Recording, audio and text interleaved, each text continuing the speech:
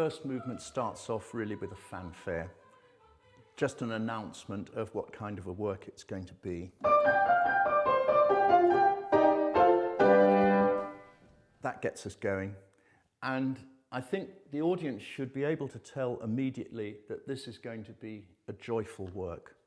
One of the things I often have to stress with choruses who are working on this piece is to lose all inhibitions and just sing with a terrific sense of joy. So the opening phrase doesn't want to be sort of Magnificat, Magnificat, Anima mea, sort of mouse-like. It needs to be Magnificat, Magnificat, Anima mea, Dominum. And it can have a bit of a Latino flavour in the Latin text too. Magnificat, kind of Spanish rather more than the Italian Magnificat. So a little sense of things Spanish, Mexican, whatever. It works its way through an opening section, and actually there's, I see, something that really does rather derive from, it's the traditional Latin American dance, the huapango here. This is, when we get to letter E, we have to have, the altos and sopranos have to sing in Deo salutari, in Deo salutari, in Deo salutari meo. And that's that sort of 6/8, 3/4 kind of flavour.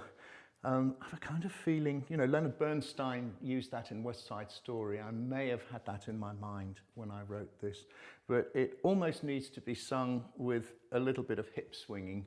And so this is something that is not, as it were, mainstream English choral music. Definitely not. There's something more exotic in there.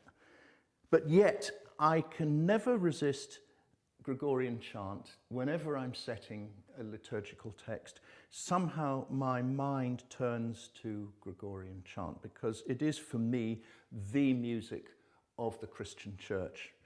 And I thought, well, what is the chant that would be most appropriate for this particular setting? And it's the same one that was used by Pergolesi in his Magnificat, I think. And it just goes like this.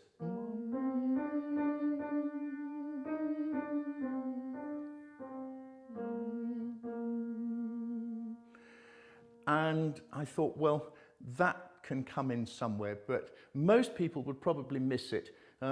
It's here in the trombones when we get to the words et exultavit. The three of them play in unison rather softly.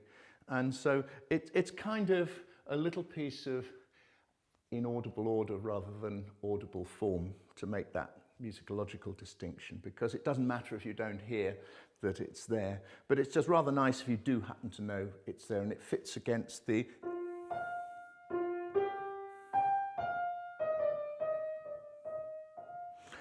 So there's our first Gregorian quotation in the work.